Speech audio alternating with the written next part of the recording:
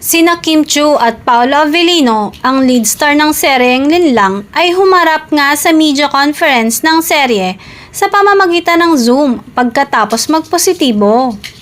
Ang dalawang A-list actor na napiling gumanap para sa Philippine adaptation ng sikat na K-drama series na What's Wrong with Secretary Kim. Ngunit hindi lamang yon dahil ang kanilang pagbabahagi ng mga kapanapanabik at hindi malilimutang mga eksena sa pinag-uusapang seryen Linlang na orihinal na nag-stream sa Prime Video ay ipapalabas sa Free TV simula January 22.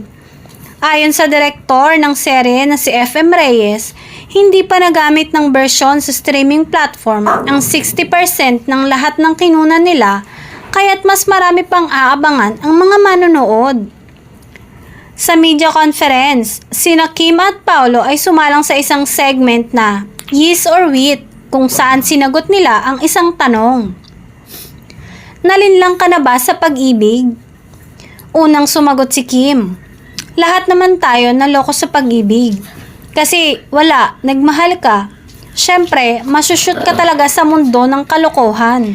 Pero bahagi yun ng buhay. Kaya yakapin ang sakit at matuto ng isang bagay mula sa karanasang iyon at pagkatapos ay handa ka ng umalis.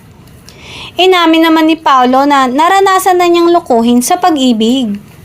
Nangyari sa akin a long time ago. Bata pa ako, bata pa siya.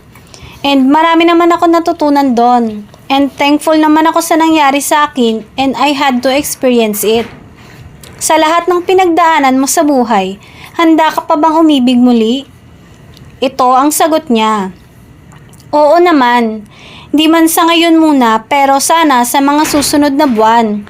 Kasi ang love naman, marami namang kaya magbigay ng love. And willing naman akong tumanggap.